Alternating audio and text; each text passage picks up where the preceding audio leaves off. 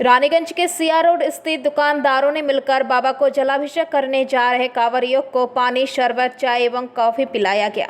साथ ही कपड़ा का भी वितरण किया गया। इस मौके पर मौजूद एक दुकानदार विश्वजीत खान ने पीवीटीवी के माध्यम से ये बातें कहीं। যারা ভক্তরা শিব ভক্ত, শ্রাবণ মাস প্রচণ্ড পবিত্র, আজকে যারা খামারিরা জল ঢালতে যাচ্ছে তাদের জন্য আপনারা কী সেবা করছেন? আমরা এই পবিত্র শ্রাবণ মাসের তৃতীয় সপ্তাহে আমরা কিছু নিজেদের সমর্থভাবে যে শরবতের আয়োজন করেছি।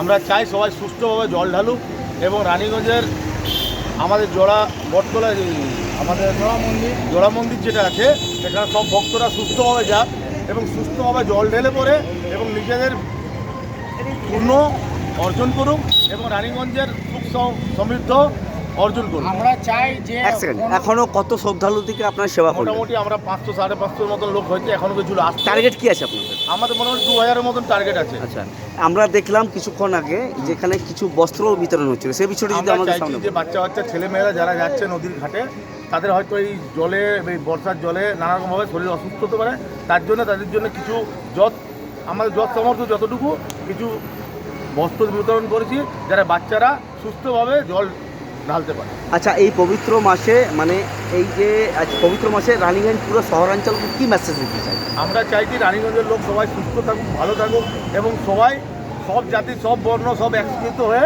সবাই যেন ভালোভাবে সুস্থভাবে থাকতে পারে। যত কাবাডিয়া থাকে তাদের জন্য যেমন ভালো সুবিধা থাকে, তাদের জন্য আমরা সব কিছু ফ্যাসিলিটি রাখা হয়েছে। শরবত, জল, সব কিছু বাচ্চাদের জন্য চকলেট, বিস্কুট সব কিছু রাখা হয়েছে। তার জন্য আমরা এই ব্যবস্থাটা করা হয়েছে। সিয়া রোডের আমাদের সিয়া রোডের কিছু দোকানদার একত্রিত হয়ে এই একটা ছোট্ট মতন প্রোগ্রাম করেছি। আমরা চাই আরও যে 3 সপ্তাহ আছে, 3 সপ্তাহ আবার করতে, এই উদ্যোগ আপনারা রাখছেন। এর থেকে বেশি ভালো কিছু করতে চাই।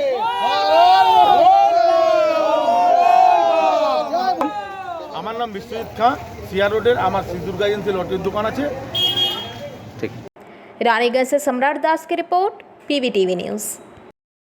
नियमित अपडेट एवं दुनिया भर की ताज़ा खबरों के लिए हमारे फेसबुक पेज को फॉलो एवं यूट्यूब चैनल को सब्सक्राइब करें।